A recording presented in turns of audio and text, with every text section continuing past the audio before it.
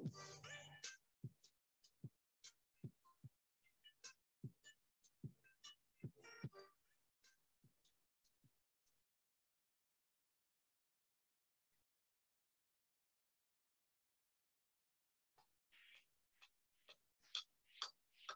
Assalamualaikum warahmatullahi wabarakatuh.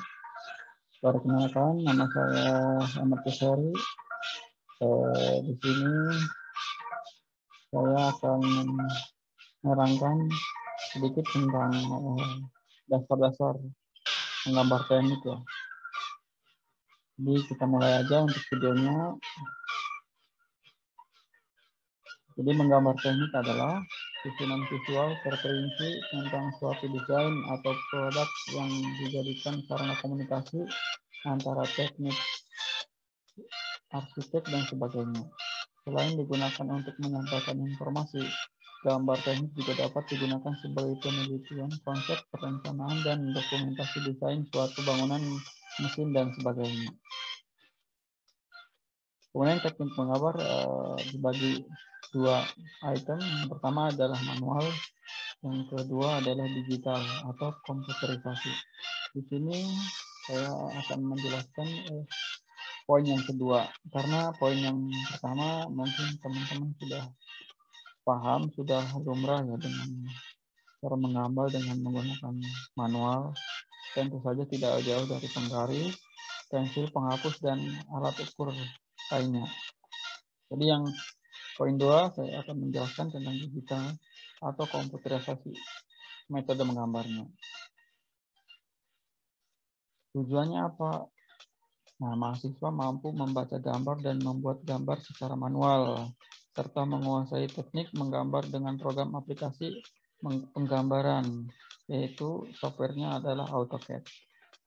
Di sini biasanya kalau misalkan seseorang itu bisa membaca gambar, tapi belum tentu bisa membuat gambar.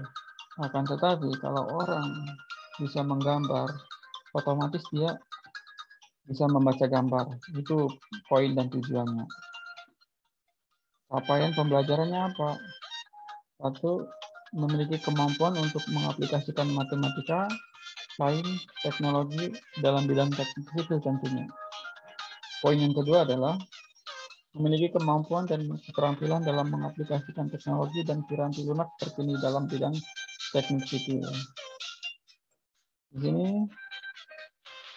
saya akan menjelaskan beberapa software yang sering digunakan dan biasanya ini wajib bagi jurusan teknik sipil untuk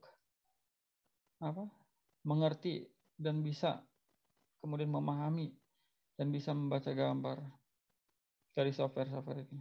Yang pertama AutoCAD. Mungkin teman-teman udah umum sering mendengar software ini.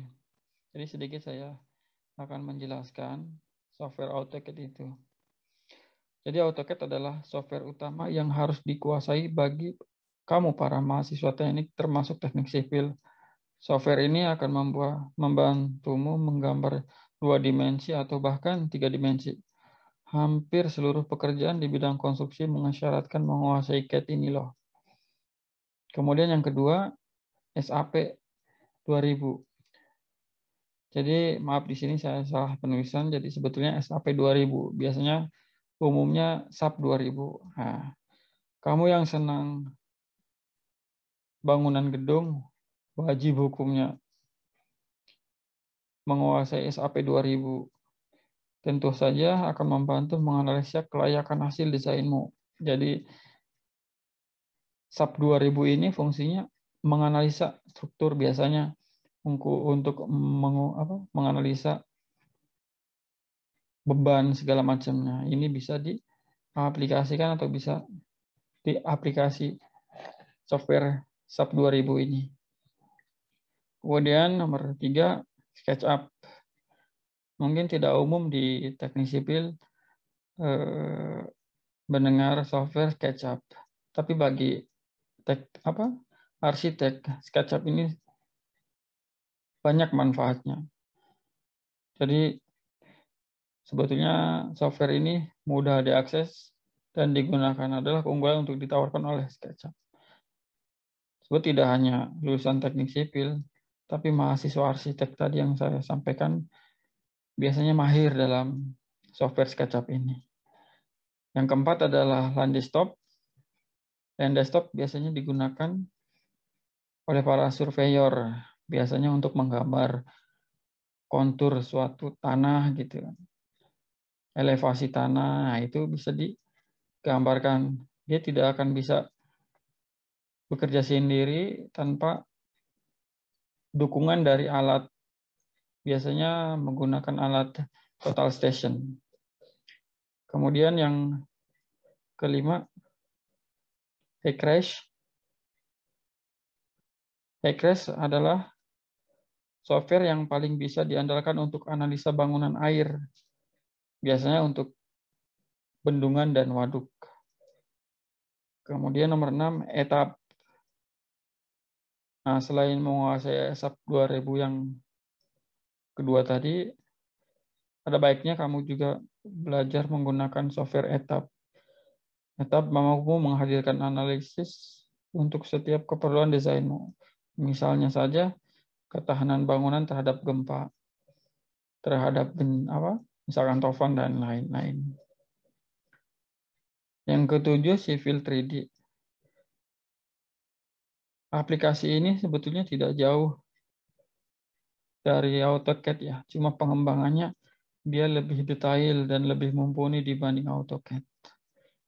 Mungkin itu sedikit penjelasan tentang beberapa software yang bisa dan harus dikuasai oleh program studi teknik sipil. Kita lanjut ke slide selanjutnya. Jadi dalam menggambar itu tidak hanya fokus kepada menggambar saja. Di lapangan kita akan menemukan beberapa gambar. Jadi intinya misalkan kita dalam pengawasan lapangan itu kita mendapat gambar dari konsultan. Nah itu setelah kita dapat gambar dari konsultan, semerta-merta bisa langsung dipakai. Jadi biasanya dari konsultan itu ada 3 jenis gambar. Yang pertama adalah gambar struktur, kemudian gambar arsitek, yang ketiga adalah gambar MEP, Mechanical Electrical Plumbing. Biasanya dari konsultan akan mengirimkan gambar tersebut ke owner. Nah, dari owner biasanya akan mengecek kembali gambar-gambar tersebut sesuai dengan plan mereka atau tidak.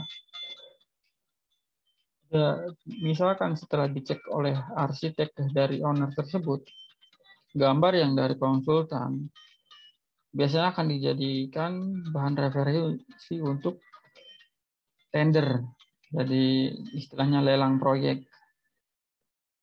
Setelah kontraktor atau pemborong didapat, gambar tender ini tidak bisa langsung dipakai.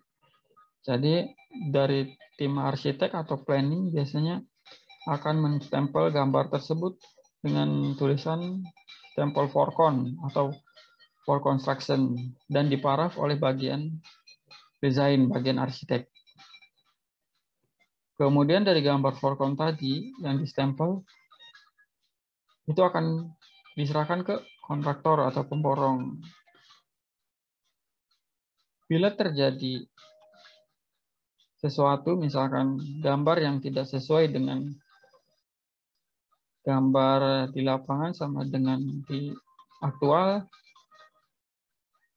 itu di bagian planning atau bagian arsitek akan mengeluarkan gambar terbaru, yaitu untuk menyelesaikan masalah tadi. Jadi stempelnya dia berbentuk for information. Jadi pada saat ada masalah di suatu proyek, dari tim arsitek atau planning dia akan mengeluarkan gambar stempel for information. Kemudian gambar for con dan for construction setelah diserahkan ke kontraktor. Dari kontraktor akan dibuatkan breakdown-nya, jadi didetailin gambarnya.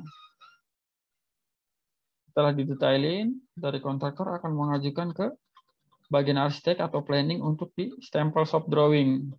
Gunanya jelas untuk melaksanakan apa yang termuat di gambar sesuai detail yang diajukan oleh kontraktor. Kemudian langkah selanjutnya yang terakhir adalah as-built drawing.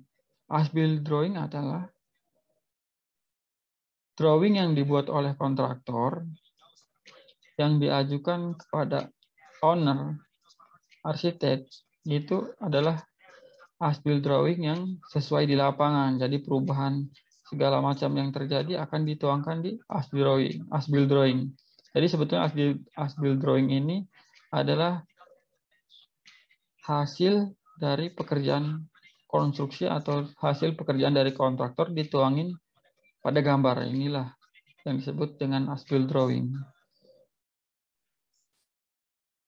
Terakhir, paling itu saja penjelasan dari saya. Terima kasih atas perhatiannya. Saya tutup. Wassalamualaikum warahmatullahi wabarakatuh.